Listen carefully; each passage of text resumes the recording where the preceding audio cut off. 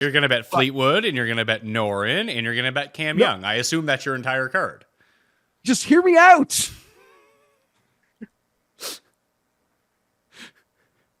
You're entering the Mayo Experience. Mayo Experience. Mayo Experience. Mayo Experience. Experience.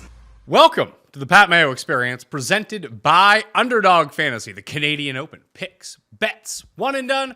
Smash the like while you're here, and by the love of God, use code Mayo at Underdog Fantasy right now, because you can get yourself a deposit bonus of up to $250 and help support this show. All the links down in the description right now. And if you are looking for a Father's Day gift and you're lazy, like most people who approach Father's Day, omahasteaks.com, code Mayo. Get your dad a box of steaks, a box full of meat.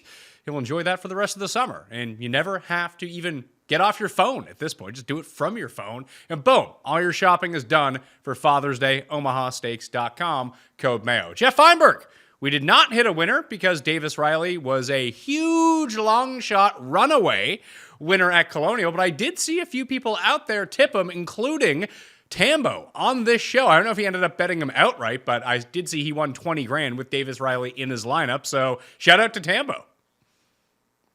Shout out to Tambo. Yeah, I saw a couple touts, not a ton. The funny thing is I'd seen a lot of people betting him in the last few weeks. Even saw him on, I think like Coley had him on his PGA championship card at some insane number. There's some like signs of form that would last like a round, but he never put anything together. It's been pretty rare to win with absolutely no form. I don't know if we'd call that, but from a placement standpoint, he had no form. And you're forgetting, Pat, you had second place on both tours. I did. Because we had Peters in Belgium. So that kind of sucked. And Nacho, he literally was like a foot from going out of bounds. I swear I think someone threw the ball back in play, but they threw it or it hit a tree and then went into this mud puddle, which they let him get a free drop out of. Oh, I was watching a bit. But yeah, and there could have been a fun playoff there. But back to Riley. Good for him. He was a straight wagon. I saw our boy Kyle Soppy tweeted on Saturday night, like he showed the Riley stat line for the week. And it was like, you could bet this guy a plus money up 4 strokes. Do it. Most people were just wanting to bet Scotty. So shout out to Kyle if he stepped in front of Scotty on Sunday morning, which not many people even wanted to do then. The second place at Colonial with Keegan was, I mean, I don't want to say it's a bit misleading, but he had no chance of ever winning. So I wasn't too bummed out about that. I did get like a little glimpse when he got to 10 under. I was like, well, if he can birdie 18, maybe Riley just, completely fumbles the bag coming down the stretch, does what Griot did on 18 the year before, but doesn't recover for bogey, ends up making double. I was trying to run all these scenarios through my head. Just, it never happened for Riley. He hit that one bad tee shot into the bunker, I think on 14 or 15, but he was able to recover really nicely. I was just stunned at how poorly Scotty played on Sunday. And even for Riley on that hole, like he was at a point where bogeys were fine. Yeah. Like he could make a bogey by the 14th hole. Like he had a bogey to waste. Yeah, Scotty, Thursday and Sunday, he just didn't have it. It was really weird. He was off missing fairways. Fairways were hard to hit. He got there were a lot of horrible lies out there, but it felt like every time Scotty was missing the fairway by a foot, his ball would just crater to the bottom there. So Colonial, though, it's been a fun little, it's been a bit of a long shot course, right? Because Griot was last year at 80, and now you're getting like 200 plus this year. And I feel like we hit a lot of fun ones we've spoken about in the past there, north of 50. One of the better venues. Obviously, they were on the clock, Pat, with that Reno, because there were some really ugly looking scenes on that course, but I still love it. And, it's like a Liv Bots wet dream for one of the greatest courses in America to be under repair during a PGA event. Yeah, that's no fun. But the one thing that really stuck out to me, because I didn't watch much of Thursday or Friday because I was away on a golf trip and my back has not yet recovered, which is not great news. Right. I finally got in to see my physiotherapist later tonight, so hopefully my back will unlock itself once I go see him. It's been just an excruciating 3 days. Even sitting up straight is tough right now. And never fun when it happens in between the two golf rounds that you're supposed to play. I was like, oh, I already paid for this round. Give me some muscle relaxers. Let me hit the course. It was not a good or fun Friday round, put it that way. I'd have been deep into the muscle relaxers. I'd have been mixing a lot of things to get me through it. I had a lot of things. I had to drive. Like at least four categories I'd have been mixing with. I had to drive home for 3.5 hours afterwards, so I couldn't get on too much in order to over the course of a 4.5 hour round, because you can't let Cuss drive. That's never going to work out well. I did beat Cuss on Friday still though, so that was glorious for me, I suppose. I couldn't hit anything. Basically, I could hit a driver okay because of the big club face, but other than that, if it wasn't a pitching wedge or a sand wedge, I couldn't get like low enough to hit it. That kind of sucks. I golfed on Saturday. There was a light rain by the time I got to 18. I stood exactly where Tommy Fleetwood stood a year ago in a light rain on 18. And, at least I put it in the fairway. You didn't just miss short right every single time? I think it's really, I am the only person in the country that thinks about it, that doesn't see, at least like it is a lovely moment. Obviously, you can see I'm still working my way through to acceptance. It's kind of like everywhere. It's in our face. It's all over the club. It's lovely. But I'm a selfish piece of shit. And I just think like, what a great fucking, when I think about my sports close calls, there's getting to those AFC title games. There's all those Nate Kading missed kicks. There's Marlon McCree fumbles. And there's Tommy on 18. Tommy on 18. Like what an after party it would have been.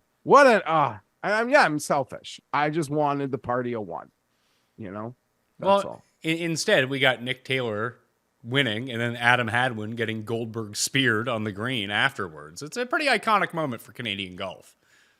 Maybe worth the trade-off. Maybe, yeah, for sure. And my club is part of this Canadian heritage moment that now people who don't want to bring the Open back in 26 are using against it. Like it was so perfect. Let's just leave it as that moment in time. It's a very compelling case. I will tell you, I have to give them full marks because they've used something that was so perfect and excellent.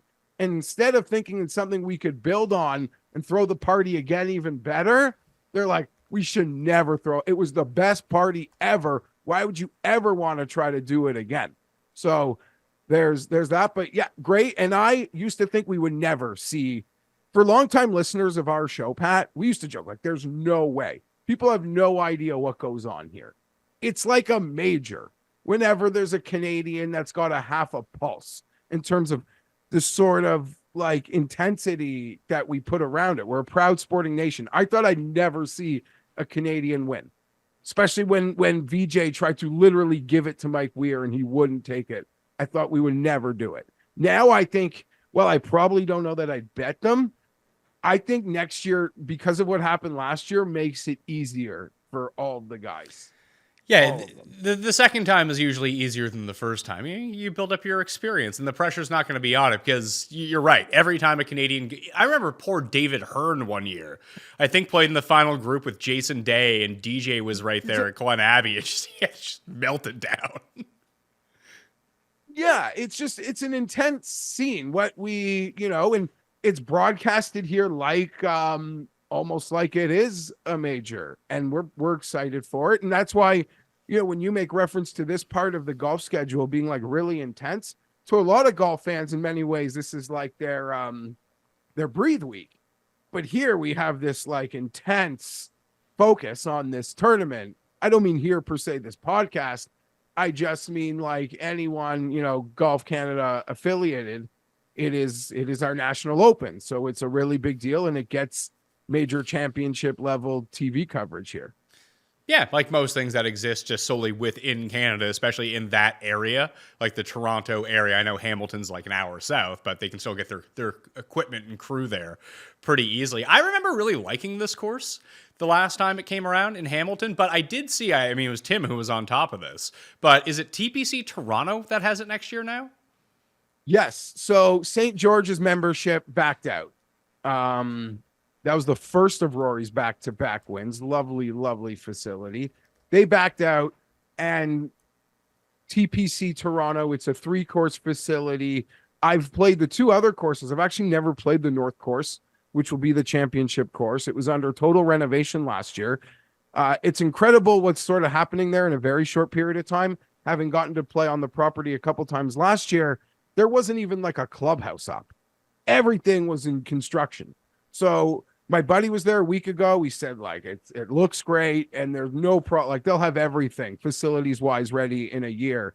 That's also not really in Toronto. Yeah, I just Google mapped it. This is nowhere near Toronto. Yeah, like I drive almost an hour to get there, which is freaking far, at least in my opinion. I'm spoiled. I have a course 20 minutes from my house, so I when I have to drive an hour to play in Toronto traffic, it's not fun, but it's close enough, I guess. But no one from like that's a laughable Toronto association, but they're not going to call it, what is it, like in Carleton or something? Yeah, it looks like it's close to Orangeville. Like, it doesn't seem all that dissimilar in distance than Hamilton does, but much harder to get to. The Monday quali is there today. So, you know, for what that's worth, I looked at that field very well. Sure, like our boy Sky will be hoping for Peter Quest to be getting through. But yes, so that'll be hosting next year. And to be honest, get familiar with that place, because I think it's going, if they want to stay around the Toronto region, and, you know, if I really hope it doesn't happen, but I think it's almost 50-50, if not better than 50-50, that Oakdale is going to bail on 26. They almost might feel, some of these people feel emboldened. If St. George bailed, well, we should bail, right? Maybe Golf Canada, I don't know, can grease the pot here, but yeah. So this could be a place, as they want to just sort of stay in Toronto, and some of these private clubs tell them no mas. I think they could be here a lot. So that's a place that you'll want to get familiar with when they play it next year, because it will not be the final time. And obviously it has the TPC association, which is like great for their branding. But Hamilton is gorgeous, Pat. I believe it's a harder, I would argue a significantly harder Oakdale. I haven't seen it or played it since the renovation, but everyone I know who has says it's as beautiful as ever. It's as beautiful as ever. You're right. It was a great time there. Rory went nuclear on a Sunday. Like Finau and JT played great. All the stars played like stars that week. It was a great party. It was also, I think, like right around when the Raptors won the championship. No, you're Rory, the JT one that you're talking about was the St. George's one. The year at Hamilton was the year where Rory beat Lowry. Rory won by like 9 strokes or something. I guess they all blur together. Yeah, the nuclear Sunday, everyone was shooting like 1 under on Sunday. Rory shot 9 under. He went like Wells Fargo almost. So maybe he's a short price. He was plane trackers were having him in Italy, Pat. You know, probably with someone very beautiful, I would think. Not a CBS host, and you know, that was some embarrassing golf media, but you know, they're afraid of Scheffler's healthy baby, but want to comment on a rag public. I enjoy a rag myself, but you know, you gotta, I don't know how they call balls and strikes. I don't mean the rag. I mean these like golf media people. I don't know how they call balls and strikes. I thought it was interesting, and I use the Fantasy National app for this. This is why I enjoy the Fantasy National app so much. FantasyNational.com/Mayo. Get yourself 20% off any membership for all of the tools and access to that leaderboard. But it had all the strokes gained in after the people finished the round. And all of the guys that I bet on did exactly what I needed them to do in the parts of their game where they suck, but didn't do any of the normal things that they do well. Like, I looked at Keegan Bradley, he lost strokes on approach. I don't know how that's possible, but that's what he did for the week and ended up coming in second. That's the one thing that he normally does really, really well. Hoagie was the same thing. He drove the ball great, he chipped the ball great, was like very mediocre with his irons, and couldn't make a putt to save his life. And then I looked at Lucas Glover. When I wrote up Lucas Glover, it's like the last 2 times that he has gained more than 1 stroke putting for a tournament, he won the tournament. Because he's gained tee to green like a substantial amount every single tournament basically since, over the past year and a half. He gained 7 strokes putting and lost strokes tee to green. That sucks. But I don't know. That feels, I don't know what to make of that. That's the worst. I don't think Peters was great driving this last week either. Yeah, I didn't. Just to add, didn't watch much of the Belgium Open, unfortunately. Did Dietrich play? yeah, second year I've pulled top Belgian. Oh, Not I like Detry with a horrible gag job a year ago. I hate that tournament. Maybe we should stop. Maybe it's like the Canadian Open. Maybe we have to stop betting the Belgium players in the Belgium Open. And I think it was the week before last year also, and I was so disgusted by Detry not being able to beat European Tour scrubs that it even emboldened me that no Canadian would have a chance last year. Yeah, I don't know. This field this year seems a lot weaker than last, or am I wrong about that? Or is it the exact same to you? I think it's a little bit weaker, although the top end is still pretty good. But this is essentially like a signature event for the DP World Tour when you take a look at this field. Yeah, I wasn't impressed. I'm thinking about going over tomorrow. I like a good Tuesday.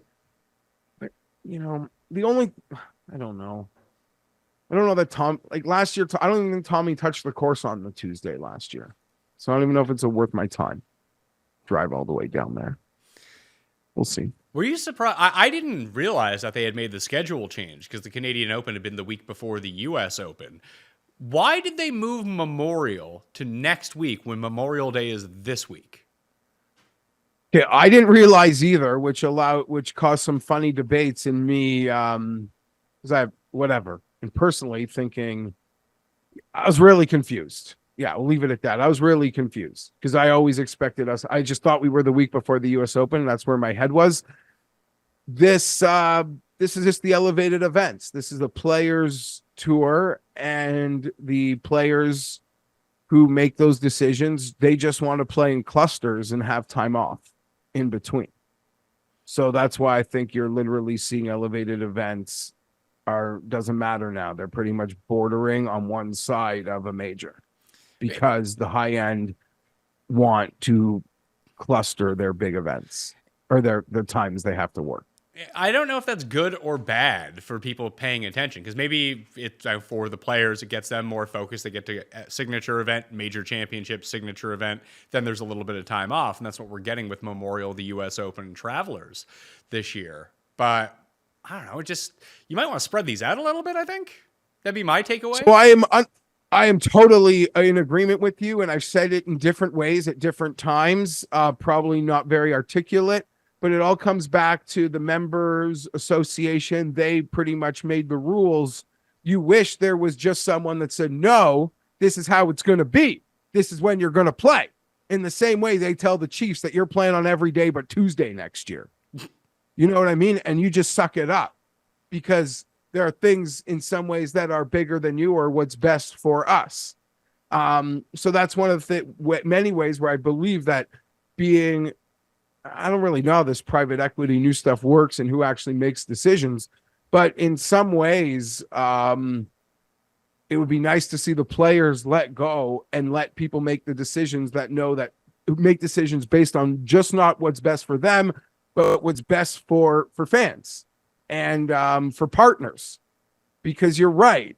Maybe in the end, it proves that piggybacking these events are good, that having this great major, it was in some ways they thought it was good. We saw what happened after the Masters, Pat, essentially when Scotty wins the Heritage, and they don't even want to bump the time because they just want, even if it screws up the whole chance and they have to go to Monday, 90 minutes of live golf in their window with Scotty was worth more than anything. And I'm not saying that was right or wrong, but yeah, they made the decision that they want to cluster, and they think that either getting the momentum from the bigger events helps.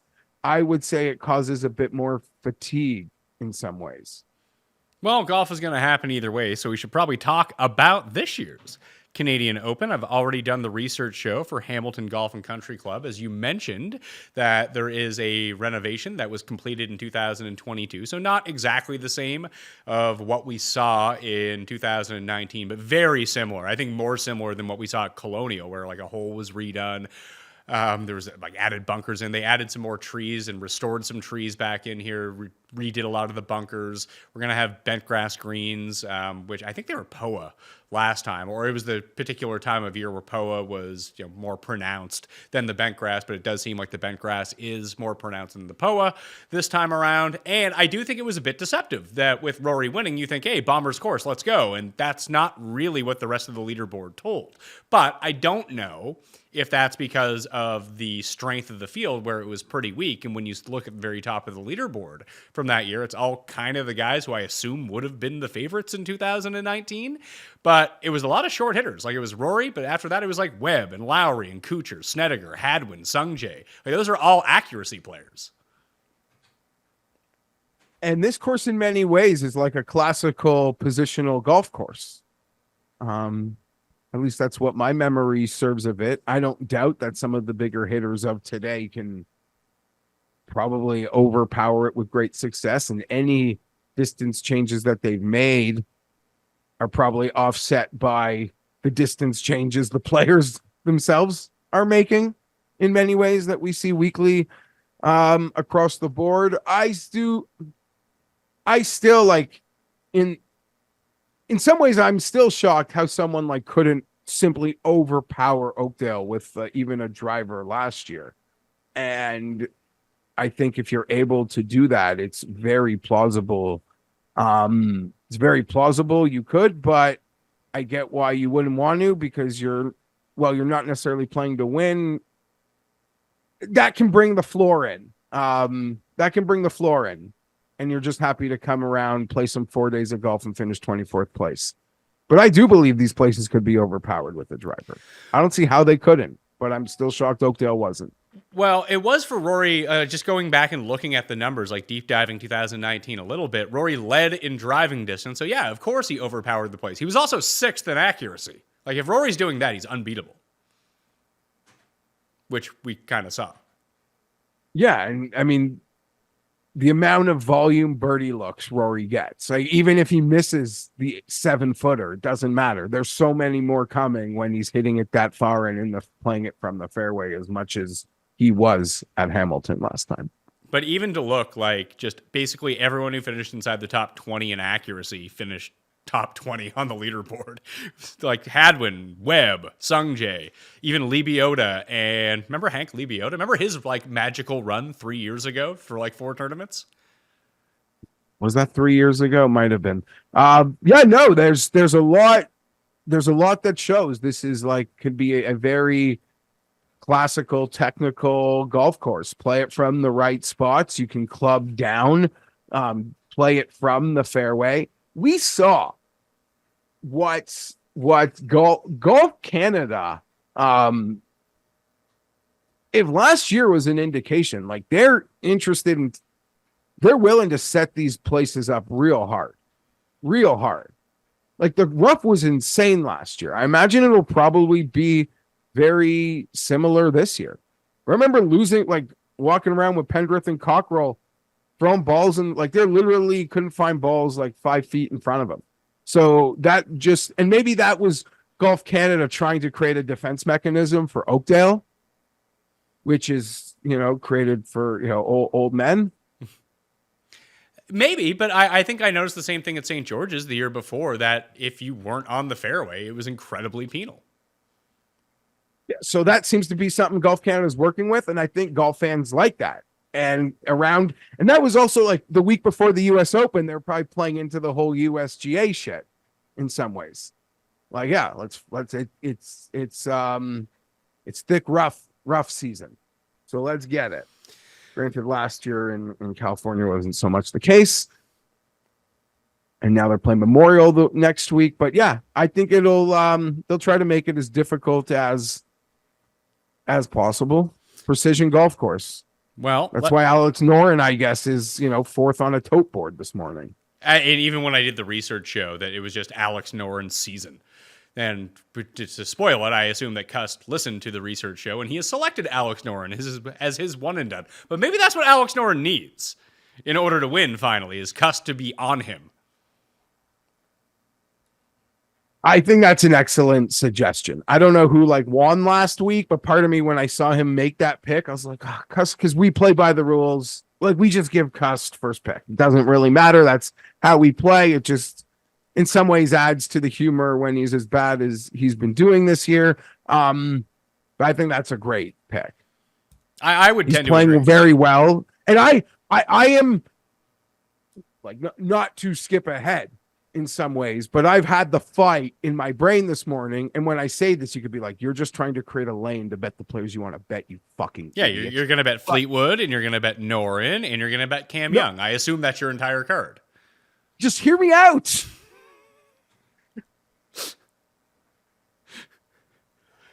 The lane that I think, when I look at this field, the lane that I think is appropriate is good, desperate players. And you just happen to mention three of them. I don't know that I'll bet all three of them, but you happen to have mentioned three of them. Good, desperate players. Seem like they have to be able to take advantage of this field on this golf course. Credit to Josh Perry. He doesn't tweet anymore, Pat. I don't even know if he picked Davis Riley this week. I haven't checked his spreadsheet. He pretty much stopped tweeting this year. Maybe that's a good thing because Twitter can be a bit of a cesspool. But he was always, when Cam Young was amazing, came out like a rocket. He was always part of this. I swear to God, I watch as much. I take in as much Korn Ferry as anybody. He's almost like the sky of Korn Ferry. And he's like, Davis Riley is a better player than Cam Young. I don't know what's happening on the PGA Tour. Davis Riley's going to win before Cam Young. And obviously, excluding team events, it actually came true. Davis Riley won before Cam Young. So Josh told me that would happen a couple years ago. Shout out to Josh. Hopefully he comes back again soon. I liked him. I did enjoy that when Davis Riley walked off the course, that Nick Hardy was the first guy to congratulate him, the guy he won Zurich with last year. But it just reminded me how much Nick Hardy looks like Paul Casey. Oh, I see that. I never thought about it before. The second you say it, I see that. They played together Thursday, Friday. Hardy hit a big putt out of the rain delay on Friday to make the cut. And Riley was pumped for him. Riley was probably pumped for himself, having a 10 under score. But so that was, they're obviously buddies. The Pat Mayo Experience is sponsored by BetterHelp. Sometimes you need to get something off your chest. Lord knows I do. And one of the biggest things that can cause is big stressors in our life. Whether they're big or they're small, bottling it all up can really start to affect us very negatively. And therapy is a safe space to get things off your chest and figure out how to work through whatever's weighing you down. And it's helpful for learning positive coping skills and how to set boundaries and really start to affect your life in a positive way. And it might even be some stuff that you're not even really thinking about that you can unlock and really start to improve your life for the better. So if you're thinking about starting therapy, give BetterHelp a try. It's entirely online, designed to be convenient, flexible, and suited to your schedule. Just fill out a brief questionnaire to get matched with a licensed therapist and switch therapists at any time for no additional charge if you're not liking it. So, get it off your chest with BetterHelp. Visit betterhelp.com/PatMayo today and get 10% off your first month. That's BetterHelp, HELP.com/PatMayo. Top odds Rory's the favorite. I was way off on my guess the odds with him. I thought he'd come in at like 7-8 to 1. He's 4 to 1. That's the best possible number. Even plus 375 in a lot of spots. I guess it makes sense. I probably should have factored in what his odds were at Quail Hollow the last time that Scotty didn't play, and that was against in a signature event field with all of the other top players minus Scotty. But I don't know. 4 to 1 is too steep for me. I'm not getting to Rory. Are you? No. I gotta bet desperate losers. Okay. You know Rory when you need room for desperate losers, but yeah, if he comes back, he tears this place apart. We'll get all fired up for Rory. He'll have another win leading into another major. Well, he'll play next week. Yeah, but even in the discourse of the U.S. Open, if he wins this week, like that'll. As long as he doesn't bottom out next week, it'll, carry a lot of equity as Rory tries to chase that fifth, and hopefully he's nice and refreshed. I got a nice little R&R according to the plane tracker. So after him, it's Fleetwood, Theegala, Noren, Connors, Lowry, Cam Young, Sam Burns. That's all between 18 and 30 to 1. And then we jump down a little bit more. You got Adam Scott, the only player in the 30s at 33. And then it's Keith Mitchell and Matt Hughes, Mav McNeely, Tom Kim, Aaron Rye, Bhatia, Hadwin, EVR, Pendrith, Nick Taylor, the defending champ, Davis Thompson. That's anywhere from 40 to 66 to 1. So it does fall off a cliff pretty easily. The first two bets that I put in were Akshay and Aaron Rye. I have not lost money on Aaron Rye yet this year, so I'm willing to step up and take my turn, but this is a perfect course for him. Yeah.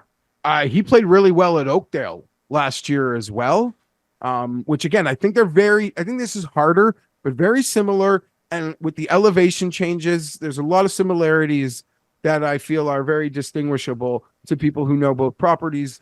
So I could see why that makes a lot of sense. I thought the Akshay number was good for the talent versus the field. I didn't really see it. Like the course fit didn't see it. I didn't really make a rush to bet. I don't know that you got to rush to bet anybody. I don't know that anyone's even like had their line move. I don't know what golf bettors want to do with this, but Rye, that stood out to me as like an obvious course fit. I bet him last week. Might have even bet him like over Keegan, because Keegan was one of the last guys off my card, and Rye was one of the last guys on my card. Well, so they were having like a moment. They were both losers, so it doesn't really matter. Yeah, especially I wouldn't each way. I would have played that Keegan 70 to 1 full. No placements for me. So yeah, it would have been equally a loser. Yeah. I mean, I had these thoughts. Do I want to bet? I literally said this morning. Do I want to bet good desperate players or build a card that has Aaron Rye on it? Like, quote unquote. Is he not a part of the desperate loser brigade? Like, what's really the difference between him and Alex Noren? Okay, you know what? You're right. Maybe he is just as good. I don't really want to bet Alex Noren. I don't. Then don't. And Tommy it is a tough one. In the teens, it's tough. I feel like last year we got 28, 30 to 1 or something. It was 28 to 1 because I bet Fleetwood as well last year. Like, honestly, last year. I had Hatton and Fleetwood. Those were my two big bets, and they came second and third. I think Lowry's the better look than all these guys. He's at 25. Okay, that could be a fair point. He also, I think, in some ways gets the good desperate player moniker. I don't know if Sam Burns does, Pat. Sorry, I don't know if he's desperate, really. But this also feels like a field that Burns could like bully. Off his 12th at the PGA, hitting it nice again. 28 to 1. So yeah, I like a lot. And everything. Like Corey Connors can play this course always. He was out there yesterday. I heard having a great time. For reference, Burns did not come 12th at the PGA. He missed the cut at the PGA. Right. Wells, what did I? He came 13th at Quail Hollow. Then he missed the cut. Sorry. Yeah. Yeah. I don't know. He's a player who could bully the shit out of this. And Cam Young, he's desperate. He can. When it comes to club down, he's had some success, but I don't know. That's a tough one. I like a lot of these guys. or I can build a card with Aaron Rye, literally. Here's the issue that I encounter here. When you take a look at, and maybe this is just a 1 year outlier sample, nothing to it. But everyone who finished inside the top 10, except for Danny Willett of all people, he lost 0.2 strokes putting, gained an incredible amount of strokes on the green, including Shane Lowry, who gained 8 strokes putting and ended up coming in a tie for second behind Rory. And that worries me with someone like Aaron Rye, who legitimately cannot putt, was 6th tee to green at Colonial, lost 4.5 strokes putting. Happens. Rory gained 6 strokes putting. Webb gained 9. But a lot of these guys, when you look at them, Webb, Kuchar, Snedeker, Hadwin, even Sungjae, Graham McDowell is up there as well, Sebastian Munoz. Like, these are all guys that we typically do remember as being really good putters. And Rory's either great or horrible. He ended up having a great week when it came down to it. Just the only one that really sticks out like a sore thumb is Shane Lowry, who maybe during that time he was gaining strokes putting, but he does not do that really at all anymore to gain that amount of strokes. Maybe the greens are just really easy here, and that's the difference. Because when I was thinking about, it was an original design like the 1910s or something like that. But the guy that designed Royal Liverpool designed this course, and Portrush, and Wentworth. And that one I really stuck out to me when I started to think about it, because obviously Rory has won at Wentworth in the past. Shane Lowry has won at Wentworth in the past. Brian Fox won there a year ago, who's triple digits in this field. Hatton ended up winning there. Willett ended up winning there, who ended up at the top 10 here. Noren won there in 2017. Rory won in 2014. And look at some of the runners-up, like Aaron Rye and Hatton were both runners-up a year ago to Ryan Fox. Vic Perez has come runner-up at Wentworth. So maybe that's the course that we should be looking at here. I never would have thought to go there, but architecturally, I mean... Well, it could be greens sure. too, right? I'm disappointed. Speaking of Willett, quickly. So he came back at the Masters months ahead of a surgery, based on what people said that surgery would keep you out of. He had a great recovery, felt good enough to play the Masters. Hasn't played since. He always comes to Canada. Would have loved to have driven to Hamilton tomorrow, gotten some Arby's, seen my boy. There's no Arby's in Toronto. So if I'm like, in my head, I'm thinking if I'm going to Hamilton tomorrow, I'm going to like grab some beef and cheddar. Just putting it out there into the universe. Okay. So the putting, you're right. How do you try? Aaron Rye sucks. Shane Lowry at the moment, you trust him over a big putt? No. Like even Rory carried that Sunday at the Zurich, like all day. It was so. Yeah, I don't know how that correlates with these players who I might want to bet. I might just like Fleetwood to win, Fleetwood placings, go home. It's a pretty logical way to look at it. This course does seem... I worry with the Rory runaway and then what we saw at the top with all the names that were up there. But this does seem like a course, much like last week, that's kind of primed for one of these jabronis to really get into it with a hot putter. I'm not smart enough to dart the jabroni. But yeah, you're not wrong. And there's not a ton of field strength at the top that if your jabroni gets into it, as long as it's not Rory... none of them are intimidating. None of them really bring win equity. I would say the most intimidating, if they're actually playing well versus your jabroni, might be Sam Burns. But he couldn't hold off Nick Dunlop when we had him this year. Or couldn't, duel Nick Dunlop. But he's the only one to me of like the guys under 30-1 that, has trophies, that I think is a killer, that loves beating up on shitty fucking fields. And if the top of the board ejects itself, if only Rory just isn't around, then this is the exact sort of field that Sam Burns has bullied for a lot of those trophies. What do you make of Thigala this week? Just because I've been betting Thigala so often, he's the best number I can get on him right now is 22-1. It doesn't seem like it would be a good course for him because he seems so erratic off the tee. But it's not that he's erratic off the tee. It's just when he misses by billions of yards. He normally does hit the fairway. Yeah, and it's been weird to see he's been struggling around the green, despite when he's on TV, he's usually doing something magical around the green. So every other time we don't see the highlight, it went horribly wrong. Correct. The RBC guy? Yeah. He got, I don't know, it means nothing, but 2 at the RBC Heritage. His ceiling golf against this field, like that's what you'd be betting on, right? You'd almost ignoring, because you're right. In some ways, it doesn't hit you as an ideal course fit, but you would just be betting his talent versus the field. Maybe you'd want to be cocky to call it in some ways. But that's what I'd say about Noren. Like to bet Noren this week at that number, he feels like the perfect course fit. Part of me just like you just clap for him and you'll clap for people that have the guts to do it. But I'd almost rather bet Tommy or Sahith shorter.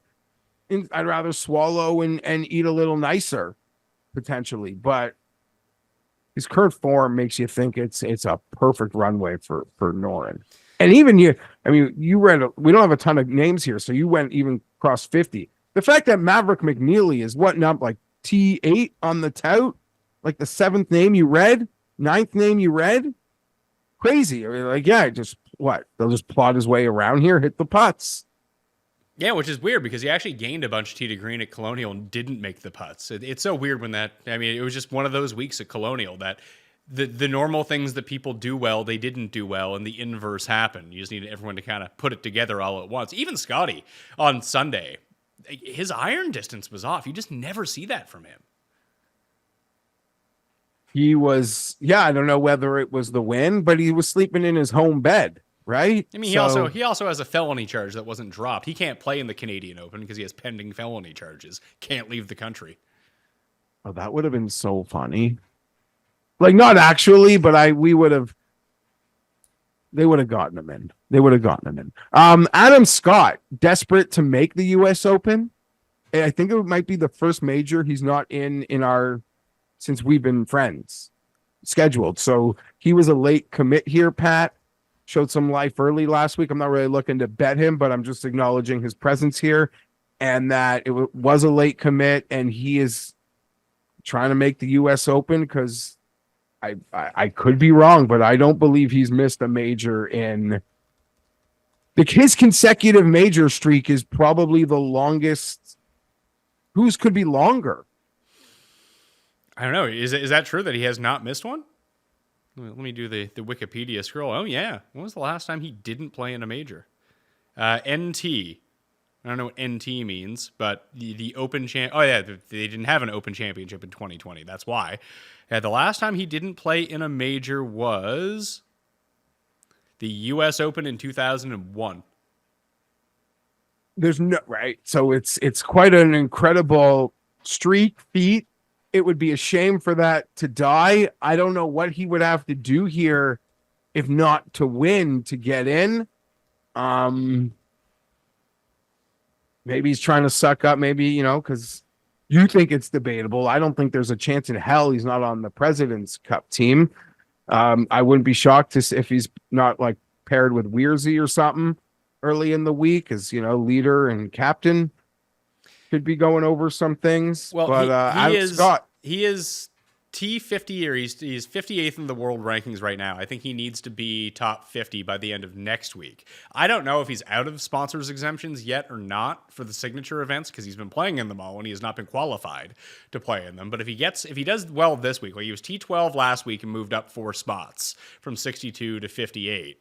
Another top 10 should probably get him to 55, 54. And then if he has a decent week of Memorial, if he gets in, then that would get him there. He probably needs a top 3 finish in order to qualify. But I do believe that the U.S. Open qualification, the one in Canada, is next week. So maybe he's coming to play that and then playing in that qualifier next Monday to try to play himself in. Maybe that's a great shout because that is a bit of a lame duck qualifier, I would think, compared to some of the, I'm sure, other more difficult ones that probably go on around. Shout out Robert Rock. Yeah. We saw last week he got into the U.S. Open. That was incredible. Back to this betting board.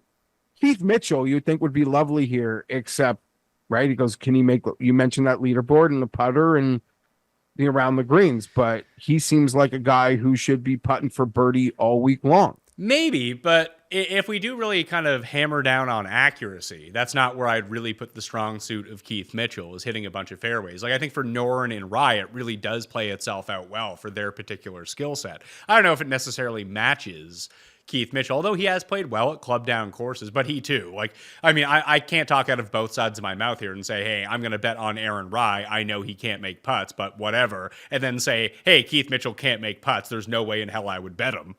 So if you want to bet Keith Mitchell, what you just said could most definitely happen. Can he start to roll them in? I don't know. At least with Aaron Rye, I've seen him putt well enough at some of these Open Championship courses that there does seem to be some sort of like correlation between that and here. I don't know, with the redesign of the green, maybe it's a flatness of the green, the speed of the green. I have no idea what it is, but there's something there. My perception as him as a much better putter than Keith Mitchell. Would be a lovely fit. And who was it? Matt Gannon joked on Twitter this morning. You just look at the top of the betting board and you think we're in Dubai.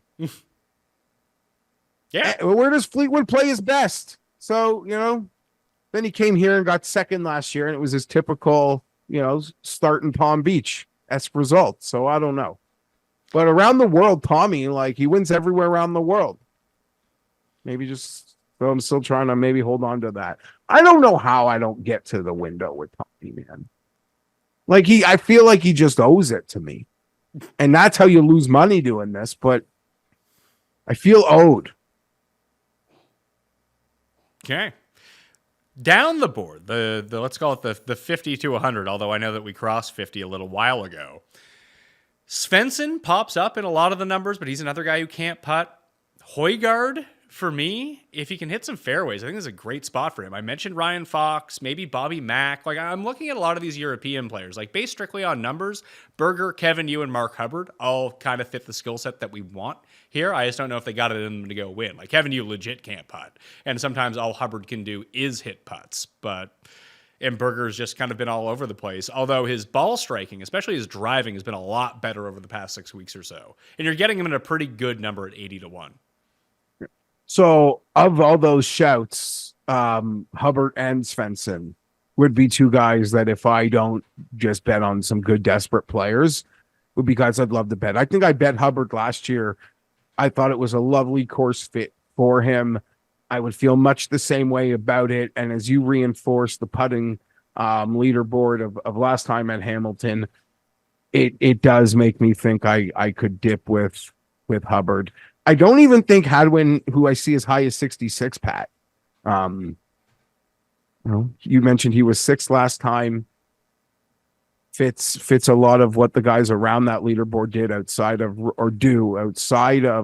Rory. So I think 66. You could probably even get that like enhanced to 70. I think is totally fair, and I'd argue the Taylor to 70. You could argue is also totally fair.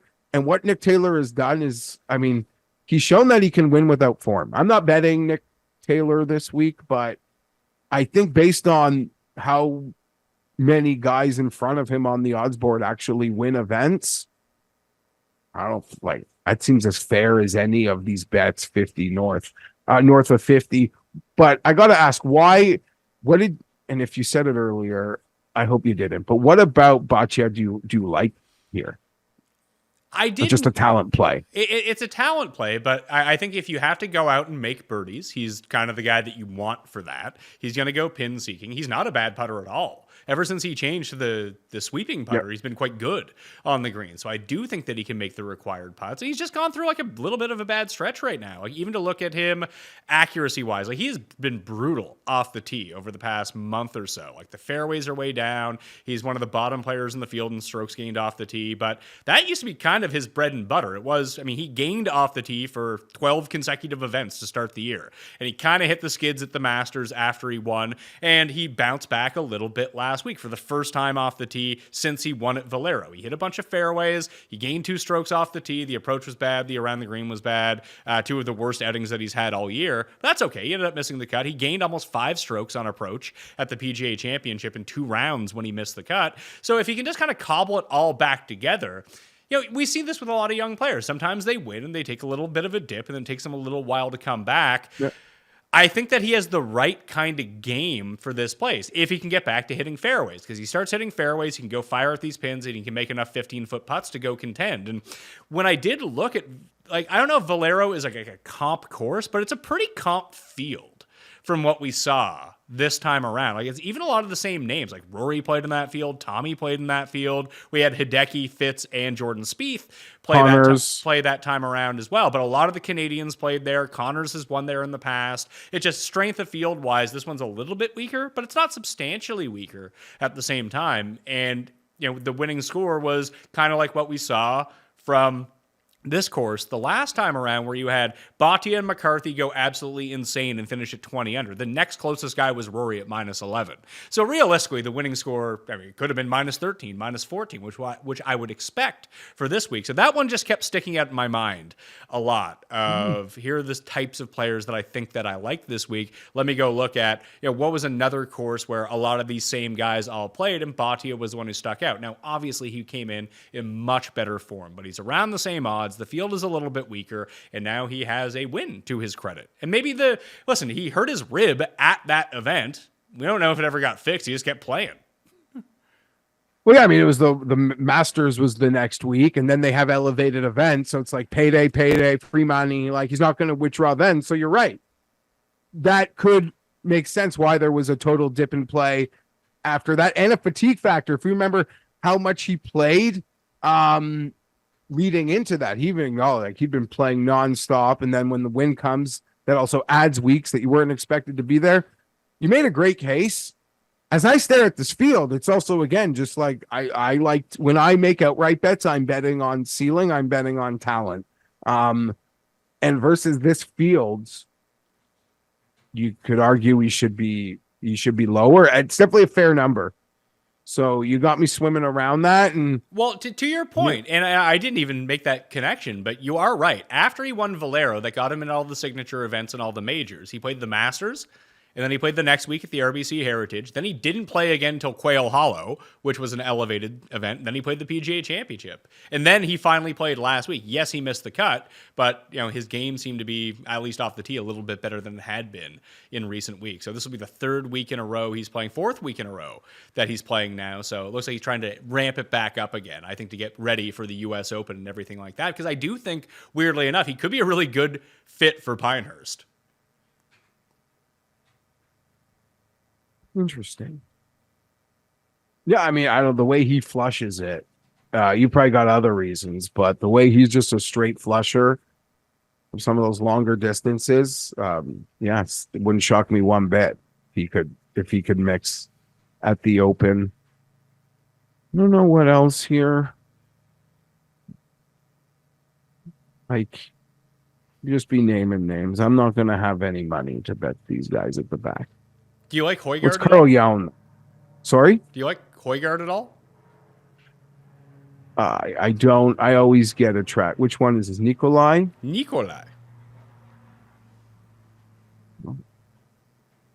Always mix them up. Well, Rasmus doesn't play on the PGA Tour, so you can be assuredly it's not him. But that would also be a talent play. I'm a sucker for that. Yeah, he hasn't played well since the Masters. I mean, got a super bomb talent play, which would be weird to say because they're a super bomb, so why would they be talented? But ADDC, I don't even mind so much. Did you bet him last week in Belgium? No, I was Peter's single. Yes, I did actually. I got suckered in my streeter post. I couldn't resist. It's all red on the grid, but last couple PGA starts, he's been trending in the right direction. I don't know. So like of the super nasties deep down there, ADDC and Carl Jan like led this thing for I think 2 rounds last year. Trying to find his number. I thought it was CT Pan ended up coming in third, didn't he? When all was said and done, I remember he eagled, or he had the chance at eagle on 18 at Oakdale. It was back-to-back weeks for him. He played really well at Byron Nelson in his return. Then he played really well at Oakdale. Then he was kind of not heard from again the rest of the season. I've got no opinion. Okay. No opinion. When does Liv? I guess and Liv would be playing next week, I assume. Yeah, are they doing I saw that they picked some course in Texas. Looked pretty nice. Let's just see, because they're playing obviously the week before. And shout out to Blandy. You know what, Pat? The bots, they can have this be their moment. How do you put this? Blandy was like, credit to Blandy in the sense that he turned an incredible half year on the European tour when Liv's inception into getting the Live contract of a guy of his age. Like, perfect. Great move. It is not, I guess it's easy to say in hindsight, but it does make perfect sense that if you are a Champions Tour aged player, Live is which is why it's so fucking disappointing why the fucking Majestics, like they should just be kicked out. They should just be kicked out. But Champions Tour players, aged players who are still serious about themselves, Live is an incredible place for them because there's no other place that they can compete against that level of top tier player week in and week out. And it's just their competition level is higher than a Champions Tour competition level. That is not to be debated. So in some ways, like, it should tune you up lovely for that. Did Phil even play last week? I don't even know. I just saw it was Blandy versus Chalmers, and that was fun to me. I think the last time that Phil played in a senior tour event was his lead up to his PGA Championship win when he just dusted the field every time he played. See, is he kicked off that? Is that why? I think so. Yeah, okay. So that obviously makes sense. Bland was probably never a PGA Tour member. Also, really funny wording from the PGA Tour Champions account, from Stricker winning last year to Blandy winning this year. But, you know. I mean, you realize that could just be a totally different social media person, right? Sure, but it was very like, this tournament happened and this guy won, as opposed to congratulations.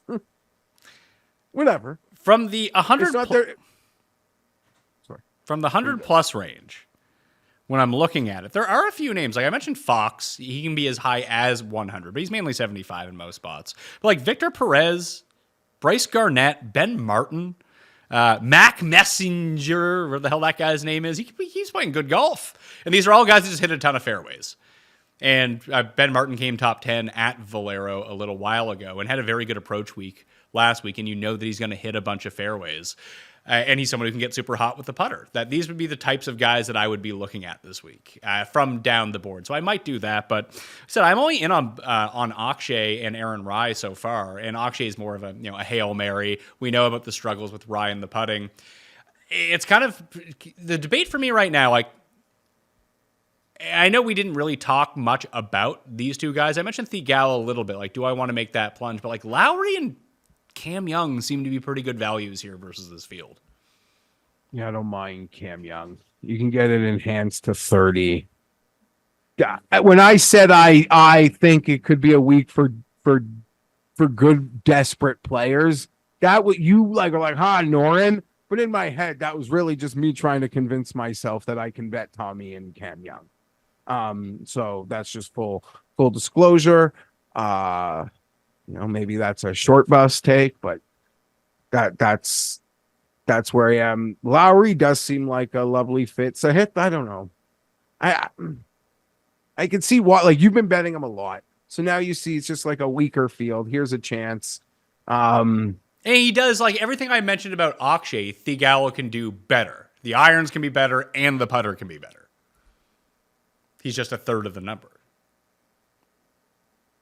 It's just it's more of like a luxury good at the luxury brand price if you want to get involved in that part of the board. Yeah, so hold on one sec. McClure Messenger, he was 5th last week at Colonial. He had missed cuts at Corrales and Byron Nelson, but he was 10th at Valero as well. His tee to green game is pretty strong when it's on, and he seems to make enough putts.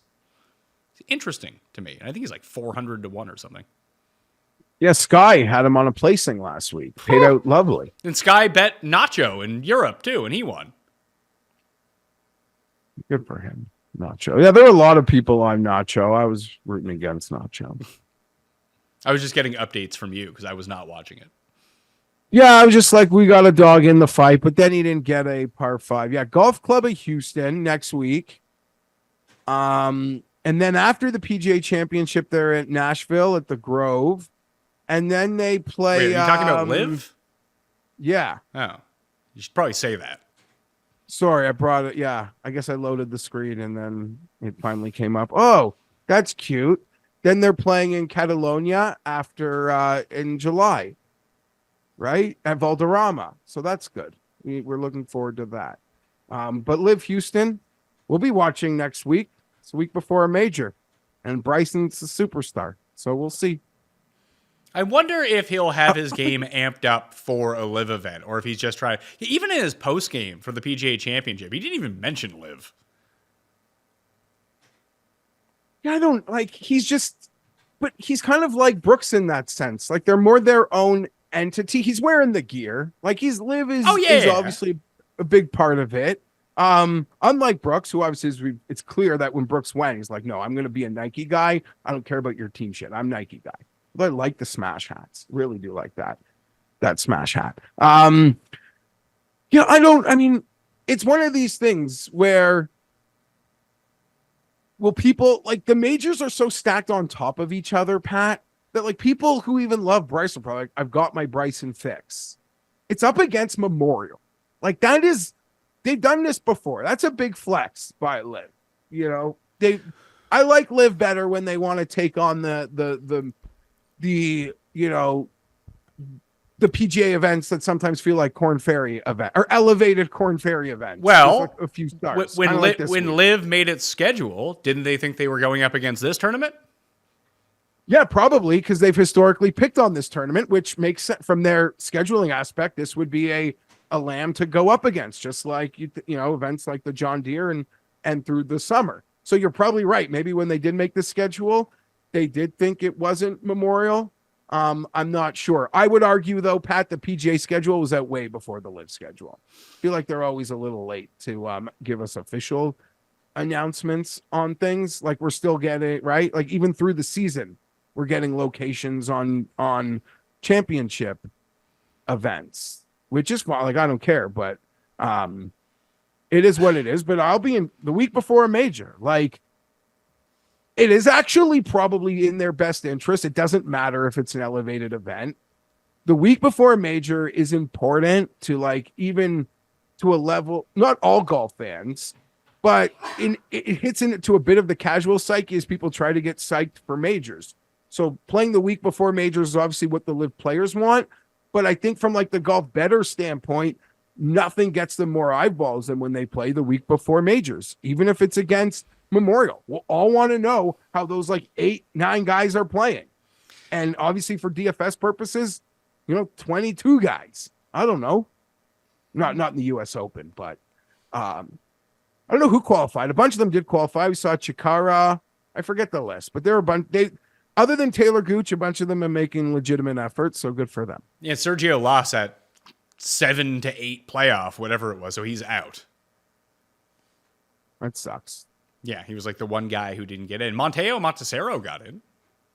Good for him. But yeah, like I don't care much for Sergio. I wouldn't want to bet him, but I'd love to see him show up at the US Open and wear his outfits. I got no issues with that. He's still part of golf for me. I don't think it's as much of, because what really matters to Live? Is it drawing eyeballs to a Live tournament? It doesn't actually seem to be the case. It's performing well in major championships to give them legitimacy. So maybe they just made the calculation. We don't really care if anyone watches our event the week before, but we need our players to play the week before so they're fine-tuned to play in these majors. You're right. That seems like the fair calculus. What gets them the best pub is when they perform in majors. Their schedule is done but I'm sure they consult. Like, there's no way they're not talking to those 8 players. Like, when do you guys want the pre-major events to be? Like, the guys that are actually in majors, exempt into majors. I believe Liv has, in some ways, approaches them to like where like you want to play the week before the majors. I think they straw poll their stars. Sure.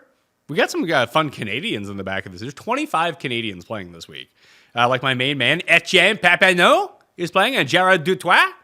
Did Cockrell get an invitation? He did, didn't he? Yes. He's playing? Yeah, and he had a nice, decent week in Belgium. So, yeah, he'll be coming down. I'll be looking for Aaron. Always good times. He's a good lad.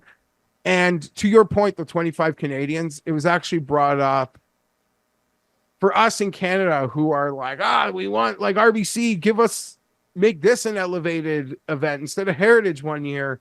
That is why it could probably never be an elevated event, because Golf Canada, like, it just, you mentioned, like, there's 25 Canadians. We give exemptions around the world for Canadians. You couldn't do that with an elevated event. No. Maybe you could. Maybe you don't make it 80 players. You make it 156. Okay, maybe. And then you and then you don't invite 25 Canadians. You invite 15 or something.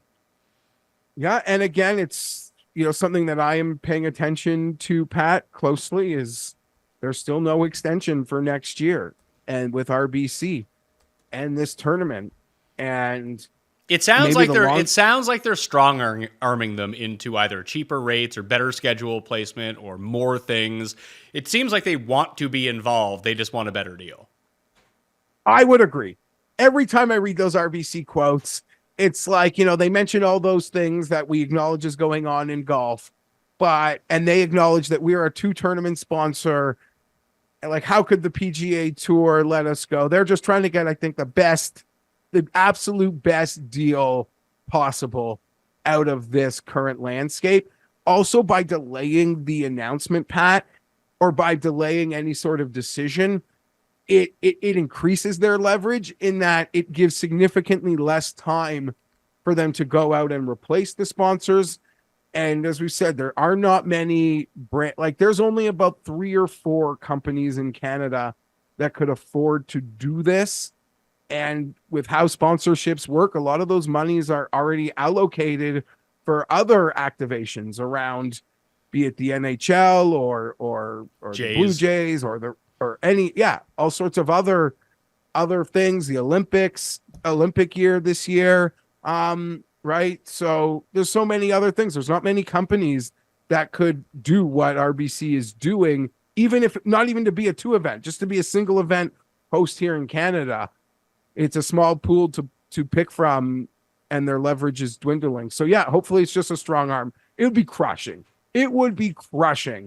Because of the team RBC, right? It's just like Sahith and Cam Young and Burns. They bring some players. It would just be crushing. They're paying Rory $1 million to be here to make 1 or 2 appearances over the course of the year. That is also a part of it. Like, this would be an ugly situation if it lost RBC. I was just looking at the President's Cup standings right now, that if we just went off the standings and there were no captain's picks allowed, I wouldn't hate... the USA would still be a favorite, mind you, but it's a far more even matchup than we're actually going to get come September. Because the bottom of the US team right now in points would be Poston, Henley, Kirk, Harmon, and Keegan. I would take that versus like Hadwin, Bezadenhout, Griot, Connors, and Siwoo. Like, that's a pretty even trade. Yeah, we could get some points. We wouldn't sweep that, but there are points on the board for us in those matchups somewhere. So yeah, we could keep the fight maybe within striking distance. The thing with the President's Cup is they let you rest more players. They give you more of an option. They let the internationals just play their best horses. I'm curious. The back end of the American team. Yeah, so right now, like Spieth, Cam Young, Finau, JT, Sam Burns are all not on the team. They will be, but they're currently not. But as we've noted, like, unlike the Ryder Cup, there's usually like 1 or 2 token spots in the Prez. Oh yeah, Keegan is on this team regardless of what happens after not being selected to Italy last year. I don't think that's gonna that won't even do the first 2 buttons of that shirt of wounds for Keegan. No, but they'll throw him this like they threw Kisner his bone at Quail Hollow last time. Yep. I don't know that there's much to say. We didn't mention the Grayson stuff. Some people thought they shouldn't have even played Saturday. Well, his parents, I thought, said that Grayson would want you to play. I went over this on the research show at the beginning. As I mentioned then, like, you know, the most common thing that you hear after someone takes their own life is that, you know, the people in their lives said, man, I didn't even know that was going on. I wish that they would have reached out to me. So if you are out there thinking with those sort of thoughts, reach out to someone, because people will listen to you on that. People want to hear from you on that, because it's always the same thing. Like, you know, there are very few people out there who have not been affected by this in some sort of way, right, Jeff? Yeah, no, it's very true. It's very real. It's very sad. And, you know, just to see how much he sort of rebounded from some of those earlier struggles and got it together. And as recently as a couple weeks ago, finished 10th at an elevated event, you know, to all of us on the outside, like, you're living the dream, buddy.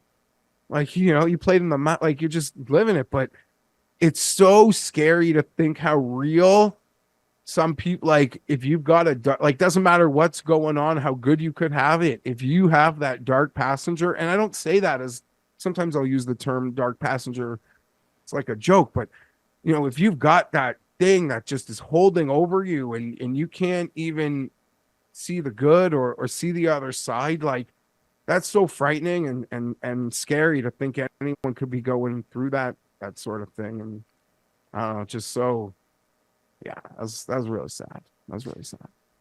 Quick picks for the Canadian Open. I got Ryan Bhatia, 55 apiece. And that's all I got in right now. I'm circling the wagons on Sahith or Cam Young or Shane Lowry. And even beyond that, even Bryce Garnett, Ben Martin, Ryan Fox, Mac Messenger.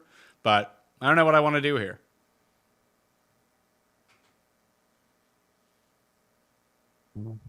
Tommy, Cam Young, they'll be supplemented, but this is losers, good losers. I think if I had to pick a third right now, you really did make a good sell for me on Akshay. I just would want to trust him over Rye if I'm picking between those two. Like, I'm a ceiling guy. So that's where my head would be. One and done picks for the Canadian Open. Obviously, the next 3 weeks are all giant prize pool, so save your good players for those, and you can kind of waste guys going on right now. Tim has selected Alex Noren. I'll take Aaron Rye. Who do you want to take? How about you, Shane Lowry? Have you used Shane Lowry? No. Okay. Yeah, he'll just plot around lovely and, you know, finish 8th place or something. I'm trying to think about what I'm going to do in the bigger one. I might use Fleetwood. Seems like a good Fleetwood week to get like a Noren is going to be so popular. Oh, yeah. It's just like he's in form. It's a course fit. You're already hitting June. Like, when the fuck? Like, if you're not going to play Noren in form on a course fit, like, on a weak field, when else would you use him? Well, no one will be more popular. I don't know what the DraftKings pricing is because that has not come out yet. But to miss the cut is plus 225 for Alex Noren. That might be the bet of the week because everyone's going to be on him. It'll be the highest owned and one and done. Cust has picked him. Might as well just bet that. But I don't know. I have yet to see. I'm sure, like everyone, like you do your models. He's popping. You think people will bet him, like the 25 to win? Yes, I do. They did this 2 weeks ago. Where were we 2 weeks ago? Was it Byron Nelson? Yeah, whatever. Oh, yeah, you're right. He was really short. He was yeah. And he was the most bet on guy. The more you talked about it, I might have to bet Nick Taylor. It might be the fairest number that I've seen. Like, I see a 70 win only on Nick Taylor. It's pretty good. There are few players with actual win equity in front of him on the betting board. And then once you eliminate Rory, you couldn't even count on one hand. Does he have the most wins of anyone, like combined? Just trying to think now. So get rid of Rory. So you have Fleetwood. Thigala has 1. Noren. Connors has 2. Lowry, I guess Lowry won Zurich. So let's say since 2020. So that's 3. Lowry has a half one. Burns has a whole bunch. Burns is the guy, really, in front of him. That's it. Yeah, Burns and Tom Kim's already got a couple. Mac Hughes has a couple. There's a few, but I'm just saying there's not. Yeah, Burns is the only guy with better true win equity. He'd be tied with a lot of others, but his number is a lot higher. It's a similar. Yeah, I mean, I don't know, to go back to back in the Canadian Open be wild, but maybe it's. I don't know. He played great in Phoenix and then came back and won Phoenix. He hasn't really played great since Phoenix, is the unfortunate part. But someone was mentioning to me that he's never played great before his wins. I mean, that would kind of be the case. Although I had been betting him before his win in Phoenix and then didn't bet him that week. But yeah, last year, miscut coming in. When he won Pebble Beach, what was he doing? Gotta think. Yeah, Pebble Beach, 32nd miscut, 49th. When he won Sanderson Farms, what was he? What fucking year was that? Oh yeah, miscut, 56th, 86th before he won Sanderson Farms. So yeah, he's flashed very little form before winning. So from that straight, maybe the floor is obviously like the DraftKings, the placings, whatever. But from the outright win angle, it seems like it's as fair as anything. It's just this eclipse of a guy winning this tournament. I never thought a Canadian would win it twice in a row. He's obviously he's the centerpiece of the promotional campaign with Rory. He should be. The one thing that I will give some credence to is that before his wins, the placements weren't good, but the ball striking had been really good before all of those wins, and it is not right now. So that probably means more than the actual placements. I totally agree. Just in this game of who's going to win, in terms of, like I said, there's not many guys ahead of him on the betting board. I say all that as a guy who's literally betting two of the guys who never win. You're the top. So, I'm talking out of both sides of my mouth. I'm saying that's a great bet. I'm not making it. I bet the guys who are always just juiced because I'm an idiot. But this is going to be a good one. Cam and Tommy really should just be single bullet Tommy with every level of placement with Tommy. Like, instead of betting other golfers, Tommy top 5, Tommy top 10, Tommy top 20, Tommy top 30, Tommy top 40. The whole kit and caboodle. I'll stay out of his way. His dad does like me, though. His dad likes you? Yeah, I guarantee you if I came up, his dad told me to go inside the ropes. I'm like, no. I would need direct permission from Tommy or Finno to do that because they practice very intensely. Also, because you're sort of away from that orbit, Finno had open heart surgery. He's on so Tommy, obviously he had the local caddy at the Masters, but yeah, I don't know, just playing without his boy. Maybe you can get on the bag. Tommy, no. Well, that will do it on the Pat Mayo Experience. You can follow Geoff on Twitter at gfienberg17. So you do think you're going to go to one of the practice rounds? I do think I'm going to go tomorrow. I'll be there first thing in the morning, I do believe. So yeah, check out my feed tomorrow. I'll be walking around the property. That's my expectation. Initial write-up for the newsletter coming out on Monday evening, so go sub to that. It's completely free. Find that down in the description right now. Additionally, fantasynational.com/Mayo to get 20% off, and Underdog Fantasy. Code Mayo, get a deposit bonus of up to $250. We'll have some takes this time around, maybe some accuracy takes. Fairways hit, but you can tune into Kenny and Byron on the Fantasy Golf Degenerates on Monday evening, as they will have the first of the Underdog plays of the week, and then I'll have the second one in the newsletter coming on Wednesday with all the final thoughts, all the final bets, the weather, the tee times, all the information that you need to get yourself prepped for the Canadian Open. I got a lot going on this week. I'm on with Byron on his show on Tuesday evening. I'm on The Ringer with Joe House and Fairway Roland this week. It's Canada week, Geoff. Even on this show, I got Ulrich and Cam tomorrow. So we're keeping everything Canadian on the Pat Mayo Experience. Yeah, I got a couple hits this week. They're like token Canadian week around. I like that. Ulrich, Cam should be a beauty. Where was Cam? Cam was spotted out in the wild. Oh yeah, at the concert. Yeah, good for Cammy. Love it. Let's do it proud. We've been on a great run. Some lovely Canadian Opens. We've gotten a lot of hype, like almost like this, poor man's Phoenix, because we've turned into a great little party. Yeah. So let's keep it up. What is it? The penalty box? Is that the name of the? The rink. The rink. The rink. With the they have an organist there this year. Yeah, oh, they do? Yeah. Oh, that's a nice touch. That's a nice touch. Yeah. That's good. Well, remember to my friends. Get what? No, yeah, they got like the TSN. They put like a TSN studio pretty much at the T as well. So yeah, they've done a lot of nice touches around there. Hopefully it's a lovely week. It'll look beautiful on TV. And when they show you, when Jim Nance comes in and they show you the CN Tower coming off Lake in Ontario, know you're 90 minutes from that. I mean, that happens at basically every golf event. I remember, I think it was Cuss I was talking to this with when we were going to our golf trip. Like, how many golf courses in major metropolitan cities are downtown? Very few. You're right. It's kind of like NFL stadiums. The majority of them, people are driving like at least an hour to go get to.